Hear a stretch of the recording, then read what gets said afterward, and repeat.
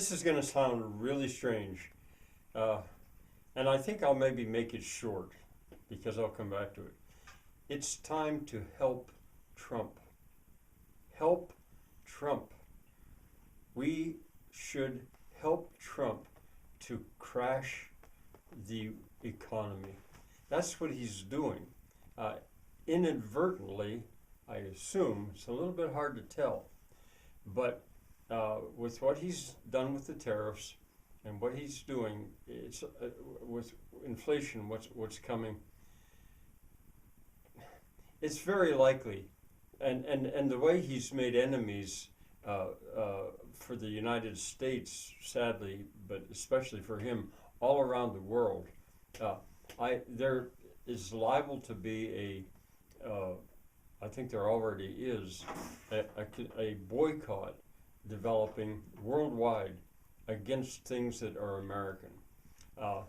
And that's a good thing. We should support that, even though I'm an American and I'm probably mostly speaking to Americans.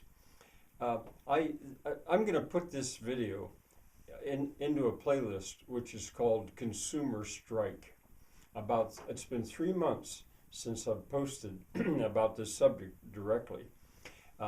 And that was back in right at the beginning of December. And I've just kind of watched what's developed, because at that time, and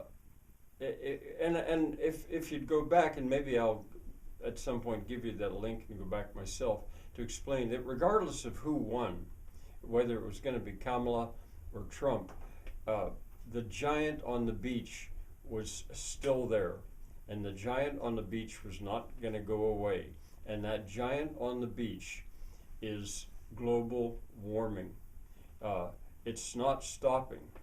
The best thing I can imagine to do about it, and it can't really be solved, it can only be slowed.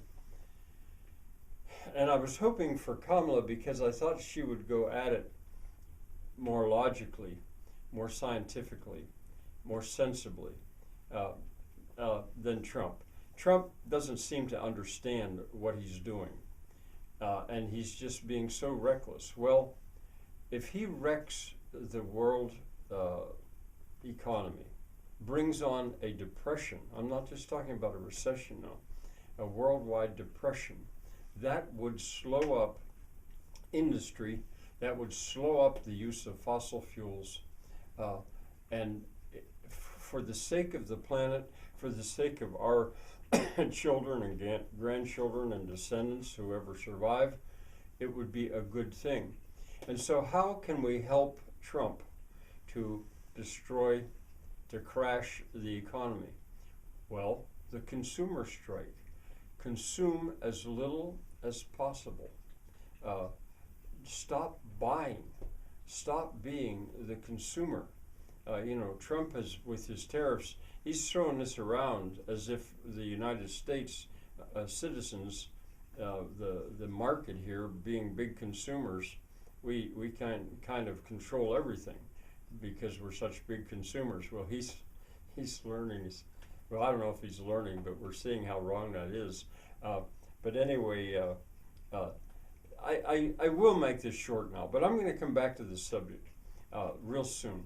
So the point is, help Trump, and do that by buying as little as possible. Consumer confidence, let it go way down. How much buying is going on by the consumer? Let it go way down. What you buy, well, I'll go into this another place, but for the time being, just this. Help. Well, one thing is, somebody said, it was credited to China. I don't know if it's true, but the saying that if your enemy is making a mistake, don't stop him. I don't think of China as an enemy, and I don't think China thinks of the United States as an enemy exactly. It just thinks of the United States as very dangerous. And so Trump is busy making these huge mistakes. Well, to the extent that we can stand it, we need to not stop him and let him wreck everything. So help by striking as a consumer. Bye for now.